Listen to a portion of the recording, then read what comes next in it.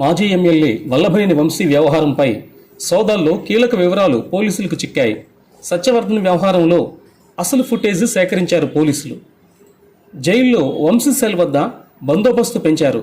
ఇదే సమయంలో వంశీతో జగన్ ములాఖత్ కానున్నారు. ఇక వైసీపీ నేత గన్నవరం మాజీ ఎమ్మెల్యే వల్లభనేని వంశీ అతని అనుచరుల ఆగడాలు కూడా ఒక్కొక్కటిగా బయటకు వస్తున్నాయి. బాధితుడు సత్యవర్ధన్ను హైదరాబాద్లోని వంశీ ఇంటికి తీసుకెళ్లటం, అక్కడ నుంచి మరుసటి రోజే విశాఖకు తరలించి ఆ తర్వాత విజయవాడ కోర్టుకు తీసుకొచ్చిన సీసీటీవీ ఫుటేజ్ పోలీసులకు చిక్కింది. దీంతో వంశీ పాత్ర నిరూపించే సాక్ష్యాలను సేకరించడంలో పోలీసులు నిమగ్నమయ్యారు. ఈ కేసులో సేకరించిన డేటా ప్రకారం ఫోన్ కాల్స్పై నిఘా పెట్టారు.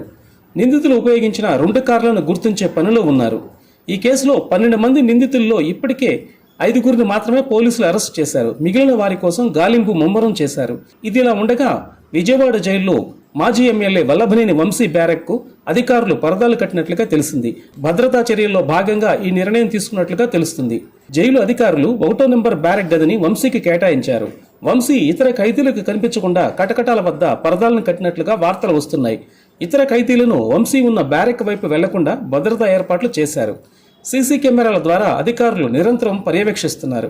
వంశీ ప్రణాళికతో అతని అనుచరులు తనను బెదిరించి కిడ్నాప్ చేయటం, టీడీపీ ఆఫీస్ కేసు వ్యవహారాలపై సిఆర్పిసి 161 ప్రకారం సత్యవర్ధన్ పోలీసులకు వాంగ్మూలం ఇచ్చాడు.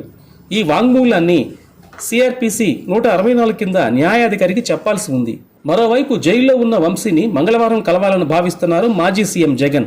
రిమాండ్ ఖైదీగా ఉన్న వంశీని పరామర్శిస్తారని తెలిసింది.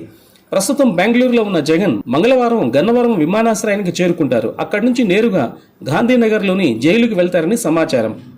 వంశీ కస్టడీపై సోమవారం కోర్టులో విచారణ జరగనుంది. ఆయన్ని పోలీసులు కస్టడీకి ఇచ్చినట్లయితే వంశీని జగన్ కలిసే అవకాశం ఉండకపోవచ్చు అంటున్నారు నిపుణులు.